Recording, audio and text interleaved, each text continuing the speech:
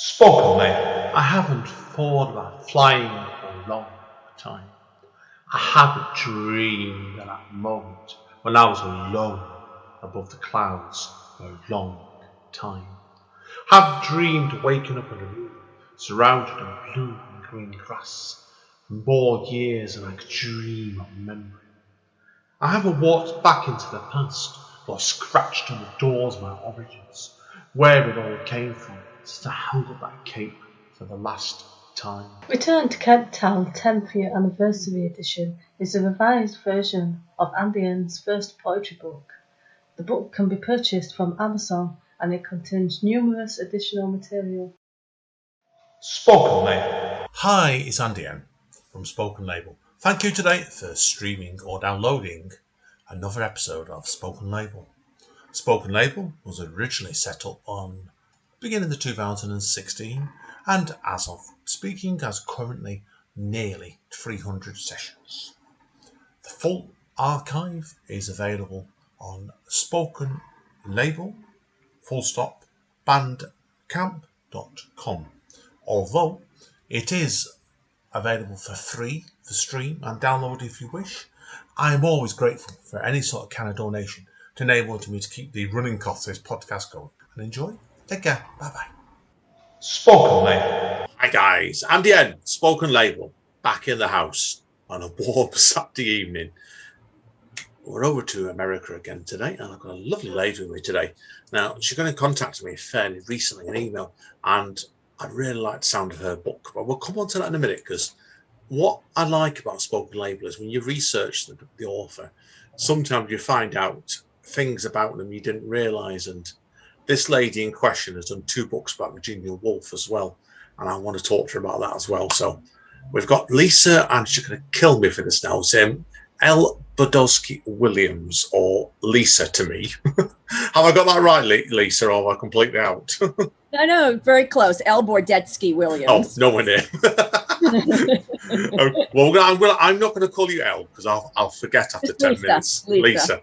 Okay, Lisa. Now, Lisa, for people that obviously don't know you, do you want to tell people obviously where you're from and what started you off with all your creativity? And we'll start from there. Great.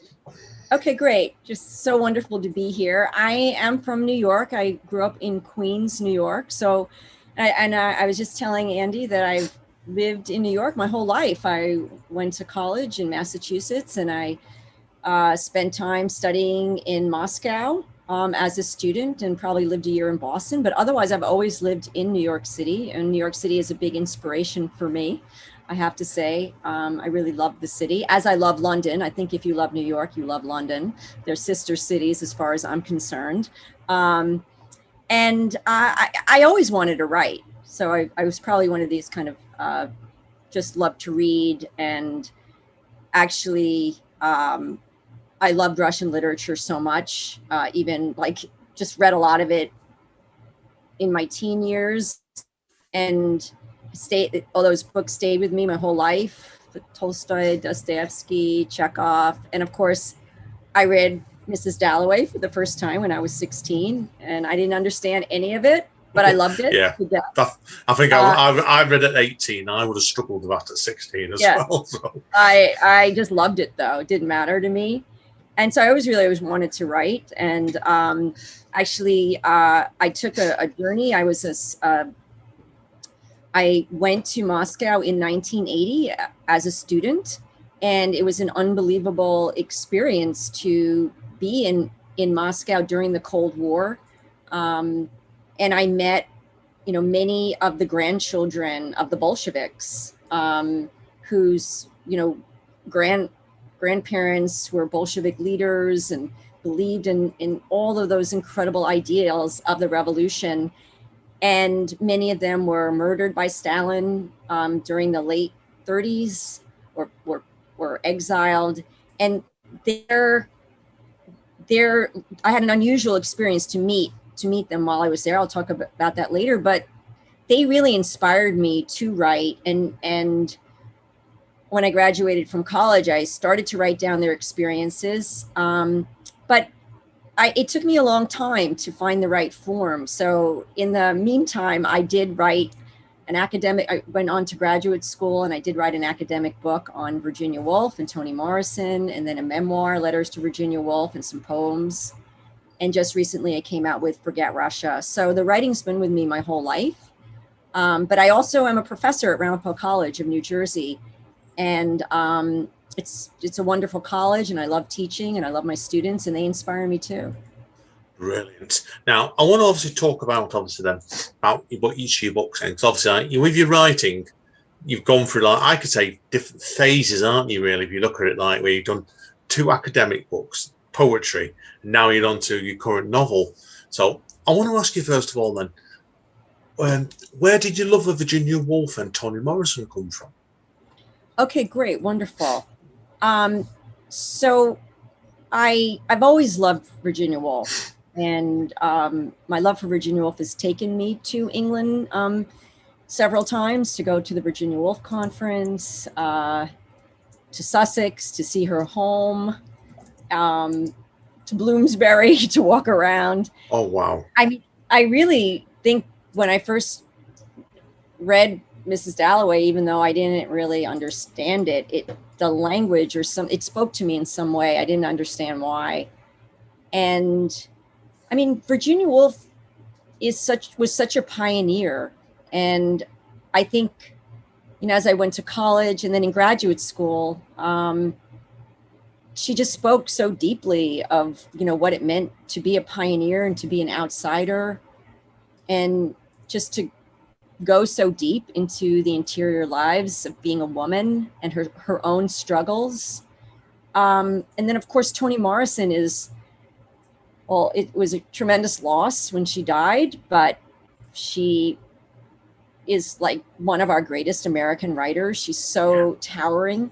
Yeah, beloved. I read Beloved when I was at Beloved is university. So that was a difficult book to read, but I'm glad I read it. It was a proper challenge, that's for sure. And, at the end of A Room of One's Own, Virginia Woolf says, she says to women, please, like, even if you write in obscurity and poverty, you have to write what you believe and what you know is to be true, even if it goes against the grain of like what everyone else is writing. And in 100 years, someone will do it better. And I almost feel like, it's not quite 100 years that Toni Morrison starts writing, but as though she's anticipating Toni Morrison. I think she would have just loved Toni Morrison. And I did my dissertation on Toni Morrison and Virginia Woolf, and then I was able to revise it and publish it into the Artist as Outsider in the novels of Toni Morrison and Virginia Woolf. And each of them in their own way.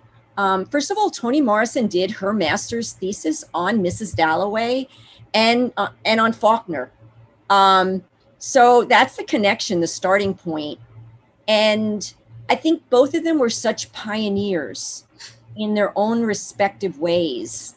And I feel that Woolf would have so welcomed. I mean, she would have been so excited about Morrison. I mean, Morrison is just so courageous and documenting, life in America, life for Black Americans in America, and also asking her readers to just look inside themselves to how they've internalized hierarchy and racism. And Woolf is also asking her readers to look inside themselves. And she's asking her readers to be pacifists and to refuse to participate in war. And she's looking at, Lily Briscoe, what does it take? What identity does someone need to be an artist? What kind of self-identity does one need? And she just, for me, I could talk about for so long. Professions for Women was I actually teach a seminar on Woolf and Morrison. And for me, Professions for Women, which is students love. And for me, Professions for Women, when she says that she had to murder off that angel in the house in order to write, it's so profound. And it was just eye-opening for me when I read it. Because I felt like, wow, it's not just Woolf, that's self-censorship. Like if she can do it, all those negative feelings that come to my mind when I write, I just have to murder them off in order to and just proceed. And that was really profound.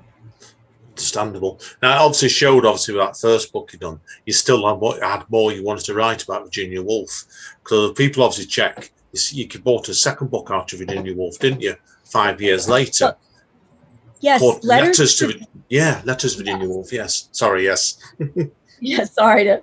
And that is actually like a memoir. It's not. It's a memoir, or a book of creative nonfiction, and it's these letters. And I really was thinking about like what Woolf has meant to me. So I actually write her letters, and it was right after 9/11 in New York, and I was thinking about Septimus, and I was thinking about Woolf as a pacifist, and I was thinking about how she helped me view my own childhood. And actually the book is a lot about what it's like to have miscarriages, which Woolf did not have children. So you think, why Letters to Virginia Woolf?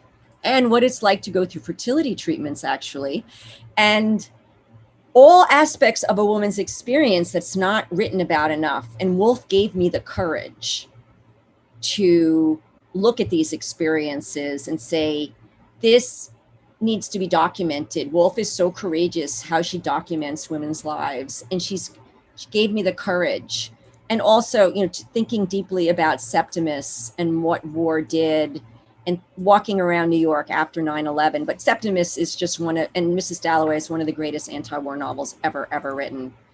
So it reflects back on, what childhood meant to Woolf in the past, what the past means to me, and my own, experience as a woman, that I felt like Woolf really gave me the courage to explore and to try and document.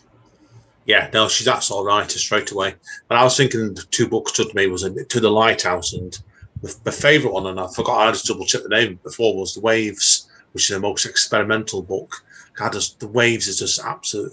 It's done something about that book. It's just absolutely groundbreaking, marvelous writer, really, really well ahead of her time, and you can see with the mental health problems she had with that book, certainly so. Now, obviously after that, because obviously we're here to talk about your book, Forget Russia, I want to talk about your poetry before we get to that. So I know you've done 3 poetry collections as well, just to show your versatility as a writer. So I'm guessing as well then, you've always been writing poetry since you're much younger then, haven't you, as well? Or did that come a bit later in life? I did write poetry when I was younger, and I, published some of it in the college literary magazines, and in a collection of poems about grandmothers. And then, I think I began to get more serious about writing poetry. I actually started teaching poetry and teaching like a survey of poetry at my school. And I got so inspired by teaching it that I started writing it and studying it more and taking more workshops, and just working. It was just sort of all those poetry chapbooks, the 3 poetry chapbooks, were labors of love. And yeah, I do have poems in many of the chapters of Forget Russia start with a poem. So yeah, I noticed that from reading what I read in your novel as well. I saw that and I thought, when I researched it, and I thought myself when I was reading that novel, I thought, surely this lady's obviously a published poet as well. So let me ask you about that then. We're digressing. I like wandering all over the point with DVDs then. Yeah. What made you then want to start off most or all your chapters to Forget Russia with a little bit of a poem then? Was that an accident, or was it a plan all along that? No, I really like the idea of mixing, genres, and I wanted to get at that experience. Forget Russia tells the story of 3 generations of Russian Jews journeying back and forth from Russia to America, in a sense, searching for a home. And it starts off, particularly with young Anna, who's on her way to the Soviet Union and is about to have a series of adventures that change her life and help her understand her own family history. And I felt like to try and get at the profundity of this sense of journey, and sometimes just from different angles, and from also a sense that the poem could echo what would come after, and what would come after would also echo in the poem. So the two genres would sort of echo one another. Yeah. Works really well, it does, because I've seen a lot before now, novelists will often put quotes on top of the chapter or a little extract of the poem. It doesn't always work. You've got to be a very, very skilled writer to do that. So you've done it really well. You did it. It didn't distract at all. So it's very, very well done, that indeed. So, okay, now tell us about the character of Anna then. And also, obviously, people want to know, where did Forget Russia come from as a book then? Okay, good. Because I've got questions about that, but we'll do the origins. Yeah, great. I can't wait. These are great questions. The Forget Russia is based on my own family history. And my great grandmother, Zlata, she lived in the Ukraine. And I did a lot of research for Forget Russia. And actually, the civil war after the Russian Revolution from 1918 to 1921 was a very unstable time in the Ukraine. And the Bolsheviks lost control of the Ukraine for periods of time. And there were all these factions, the White Army, the Ukrainian nationalists, a lot of other factions trying to gain control of the Ukraine. And so it made it incredibly unstable. And while they were all fighting with each other to get control of the Ukraine, united against the Bolsheviks, they all hated the Jews. It was a very bad time to be Jewish in the Ukraine. So what happened was by 1921, when the Bolsheviks got control back of the Ukraine, the defeated armies, the Ukrainian nationalists, the Cossacks, they had to leave. They were defeated, but they went into these small Jewish shtetls, these villages, and they just massacred the Jews, in what's called pogroms. And my great grandmother, Zlata, she's just in the wrong place at the wrong time. And she must have lost her life at that time. And she was raped and she was murdered. And then she was dumped in the river. And it's a hate crime, obviously. We have so many hate crimes going on all around the world right now. And I really wanted my book to make a stance against all hate crimes, but exploring it in my own family history and how something like that permeates the generations, particularly of women trying to work through that kind of inherited trauma. So my grandmother, Sarah, she was probably around 14 when she lost her mother, and her father had already deserted her mother and her and gone to America, promising to bring them, but instead sending a letter of divorce. So she found her uncle, took her in, and her uncle looks for her father, finds him, and Sarah crosses the ocean at age 16 to live with her father, who she discovers is remarried with 2 children and a stepmother who doesn't want her. So it's this idea of journey, and everyone is taking these multiple journeys. Believe it or not, within 10 years, Sarah's back in the Soviet Union. She's married a man much older than her, based on my grandfather. Again, this is, based a lot on family history. He also had a hate crime in his family, but his father was murdered in Russia before he came to America, and robbed. They owned a saloon, but my grandfather was not scarred by this the way my grandmother was. So the book also asks, why do people respond so differently to trauma? He radicalized here. It was the Depression, 1931. He wanted so much to go back to the Soviet Union and build this idealistic revolution. My grandmother suffered from depression. He brings the whole family back, borrows, sells everything. My mother's 5, my aunt is 3, and he takes them back to Leningrad in 1931. And it's life is pretty hard in Leningrad. And I think that's the most unusual part of my tale. I don't think too much has been written about Jews who've returned, but also in 1931, probably most people don't know, 10,000 Americans went to the Soviet Union because things were so bad in America. Many Black Americans went to the Soviet Union to escape American racism. I didn't know that. So yes, I did. And the thing is, and Ford Motor Company had even a plant there. And some people came, rather than work for Ford in Detroit, they were going to be paid more in the Soviet Union. So they came. If they got out before 1936, 1937, they were okay. But if they were there during the purges of, the height of 1936, 1938, these famous, Stalin just reversed so much of the revolution, imprisoned people, anyone, early in the 30s, all these people were very welcomed. It could be kind of exciting if you were young, particularly, because you don't mind so much harsh living conditions or hard living conditions. You're young. Could be exciting. There was even a baseball team. But if you didn't get out, it would be very dangerous. And there were many Americans stuck there. There were many British people stuck there who came to build that revolution. I read an account of one couple from England, and but they did come back after less than a year. They would have lost their U.S. citizenship if they didn't return. So that's a whole story. And then in 1980, I go back as a young student. So Anna is based a lot on my own experiences. So who's Anna?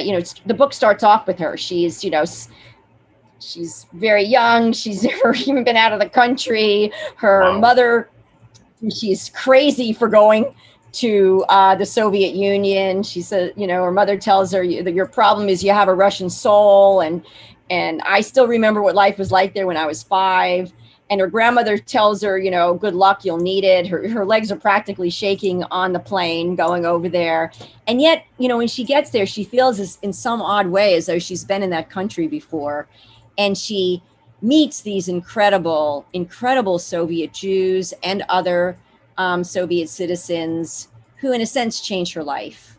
And it's based very much on my own experiences in 1980. The people I met definitely changed the course of my life, and I never forgot them.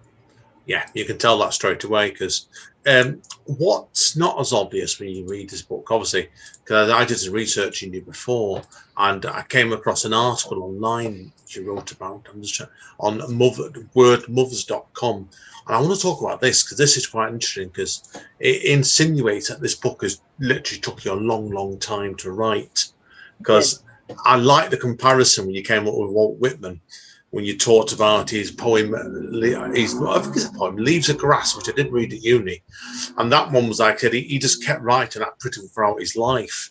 And I take it, was this pretty well, this book's been something similar for you, hasn't it? I'm guessing. Absolutely. And I have to say, Walt Whitman is one of my, favorite poets. And it's so moving to me. He published Leaves of Grass in 1855, and he self-published it. It's now, he never made any money on it. Those original copies are in museums now. And he was always tinkering with it. He was always writing it, and it's such a beautifully positive. I feel like Walt Whitman was like enlightened.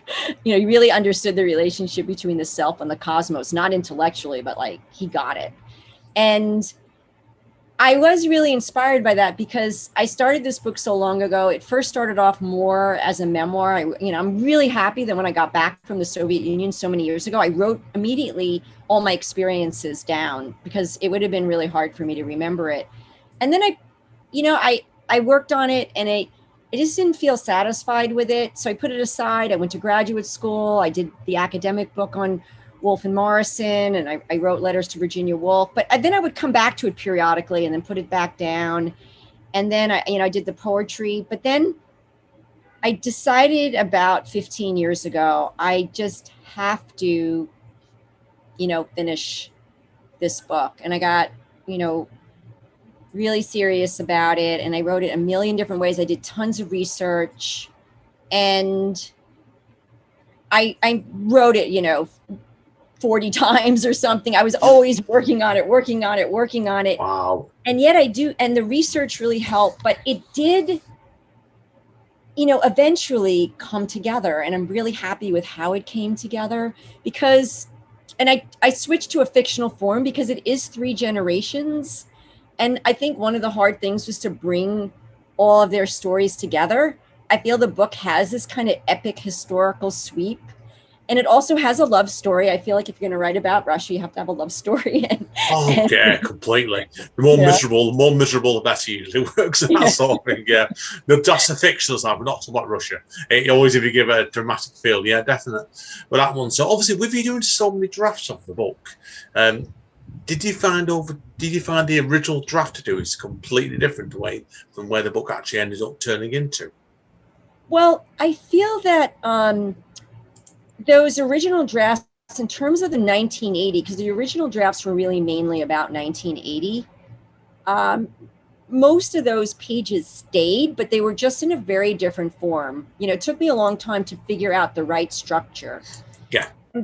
I think the book became more and more ambitious again, it traces Anna's journey to the Soviet Union, but it also traces Sarah's journey to the United States. And in a sense, by putting those two characters together, Anna is in a sense journeying through Sarah's life. And I wanted to echo those two. So it became a lot about the idea of journey, because then it traces Sarah's journey back to the Soviet Union and then back to the United States, which is, it's a lot of back and forth. But journey is always related to self-transformation. And I really needed a fictional form to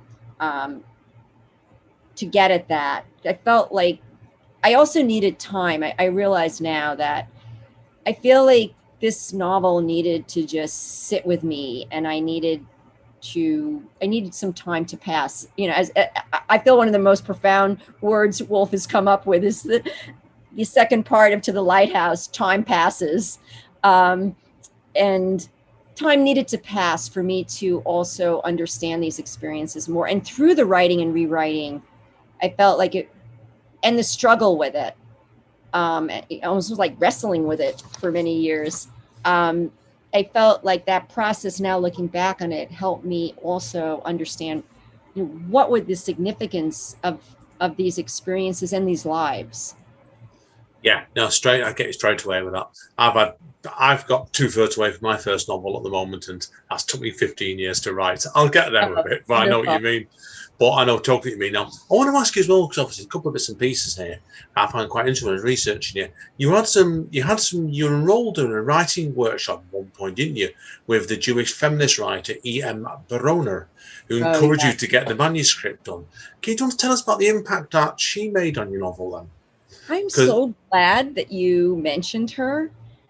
And E.M. Broner, was just an amazing, amazing writer. She wrote a book called Weave of Women, The Mothers. She rewrote the Passover Haggadah called The Telling. And early on, I was really in one of her workshops I took when I moved back to the city. Actually like a year after college. And I was just writing about my experience in the Soviet Union, trying to also get at this idea of inherited violence, because that is something that Anna she's trying to work through it, her own experiences, and how to deal with this very traumatic family history.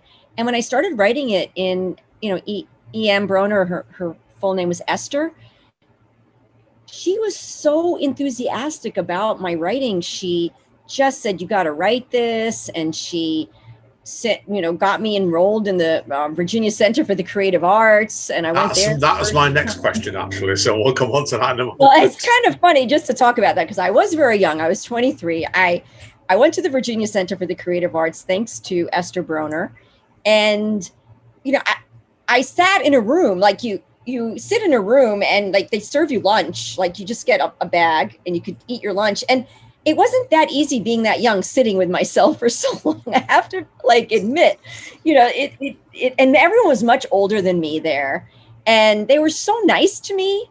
I met the poet W.D. Snodgrass, confessional poet. He was the kindest. Everyone was so nice, just the kindest man.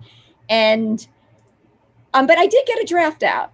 And I have to say, she encouraged me tremendously, but it took a long time for that. So I got the draft out about my experiences in the Soviet Union and some of the connection to the grandmother, but it took more years, many more years. I had to put it aside for a long time, write these other things, and come back to it to create this kind of 3-generational book, multi-generational. But she was wonderful. Wow. No. Yeah. So tell us about obviously your experiences at the Virginia Center then for the Creative Arts, because I've heard of it. And was this where you got chance to hold one of Virginia Woolf's manuscripts? Oh, I was talking about that.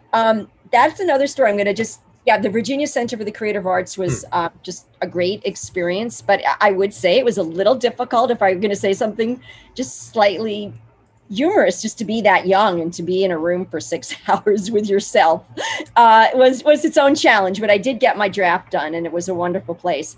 But I had the most amazing experience actually when I was in graduate school, as I said, working on Virginia Woolf and Toni Morrison. At that time, that's a while back.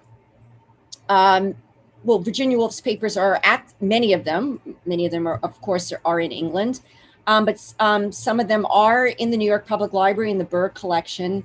And I had the opportunity to go into the Berg collection and hold an early draft of To the Lighthouse, written in Woolf's handwriting. And I can't even tell you what it was like to hold that thing. I mean, I was practically shaking. Maybe I was shaking. And it was definitely one of the most memorable experiences of my life. And I know that opportunity does not exist anymore, that those manuscripts are now behind glass, and, maybe they're on micro, they're you can see them on the computer, but to actually hold a draft. And I have to say, it was also so educational for me because it was an early draft of To the Lighthouse. And I really got to see how much of it changed from, what we all read. And, obviously Woolf was just, such a genius, and that book is so unbelievable. And it was really wonderful for me to see a little bit of Woolf's process, but to hold something from Woolf was just one of the highlights of my life. Oh, it has to be. I mean, you're dealing with someone like a major influence in your life, like you said before. You can't put it into words. It's just speechless. I get you completely with that. So, right, looking at the time here now, obviously, I want to give you a chance to actually read a bit of your book for us now. A couple of quick things to conclude with before we get to that is, what plans do you have coming up next, Lisa? Then, do you have any sort of future projects you can drop us hints about? Well, I have an idea for a novel that I'm kind of playing around with. So it takes place in New York City. I think I still have to work on it more. So more, plans for another novel, and just to keep the writing going. Yeah, just keep at it and data, don't you? So it's the best way. So let it tell itself at its own pace is my philosophy. So when you get there with it. So brilliant. Okay, now last question then is, if people want to find out more about you, where are they best going? Yes, really easy. The website is www.forgetrussia.com. So super easy to find. You can get Forget Russia on Amazon UK and Barnes & Noble, Bookshop. So it's really readily available all over the place. You can even email me if you want. I have a really easy email, forgetrussia@gmail.com. So, really welcome. I can zoom into book clubs, which I've been doing, and, we'll give talks and talk about the history behind the book. I've been giving a lot of talks about sort of just all the history behind this book. Brilliant. That's one good thing that's come off lockdown, really, and all that throughout the world, isn't it? It's because people use Zoom and all these other various packages, it makes it more accessible in some way, doesn't it? You can go all over the world much easier now. Yes. It's had, at least there's a silver lining there. That's one good thing, definitely. So, right, Lisa, what we'll do, we'll wrap up here then, and we'll let you get composed and read out an extract for us in a minute or two. But I've really enjoyed this today. Thank you, it's been a fascinating chat. I really loved it. And I just wanted to read just a very short part of when Sarah returns in 1931 to Leningrad. And actually, I just want to say, this was a really big thing because under the Tsar, Jews were not allowed to live in the cities. So just the fact that she could come back to Leningrad, but she didn't want to go. But here she is on the boat, and it's coming into Leningrad, and it's 1931. The ship approached the city on an autumn night in late September. The lights from the boat shimmered on the water. Leningrad, so beautiful in the distance. Sarah had never seen anything like it before. There were large cobblestone squares and faded yellow buildings, symmetrical in form and appearance. On the ship, she had overheard that the Tsar's palaces had become museums. Others said she would find statues everywhere of Lenin, Stalin, Pushkin, Dzerzhinsky. She started to weep, not knowing why or where her tears came from, only that she had returned to her homeland and was not prepared for the feelings welling up within her.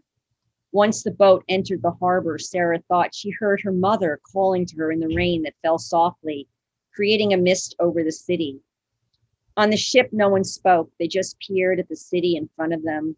The pier widened into places where few people walked. From across the dock, Sarah saw a poster of Stalin in a long black coat and white button-down shirt and boots, marching alongside a line of Soviet soldiers. And then the words, the realization of her plan. Her girls clutched her hands, their small fingers entwined in hers. Are we almost there? They whined. Yes, can't you see the city in front of us?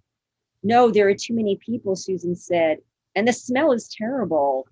Sarah shot a look at Susan, the firstborn, named for her mother, but she could never stay angry at her for very long. I'll just end there. I'm muting myself then. Brilliant way of doing that, Lisa. The tease, as always said before, isn't it? So if people are wondering, that's you told me before, that's about 3/4 of a page, isn't it? So people want to get hold of the rest of the book. It's worth it. It's a fascinating book. So I meant to ask you before, Lisa, are the rest of your books still available? Your free poetry ones and your two non-fiction ones? Absolutely. Absolutely. They're quite easy to find as well, so that's fine. I'll put all the details up on the write-up of this podcast because you've been under various reasons, and we're not going to go into it here, but they're under several other names. So, but that way then people can find them quite easy. But anyway, it's been brilliant today, Lisa. I've really enjoyed this. It's great when they get a chance to chat to people like it that know what they're talking about and the non-fiction side of things, as well as your fascinating novel itself. So thank you today, Lisa. Thank you very much. Hang around off after the chat. I need a quick word of you. But this is Andy N. Thank you everybody for listening. As Don Carlos at Impact Wrestling says, stay safe and stay over. See you all soon. Spoken, mate.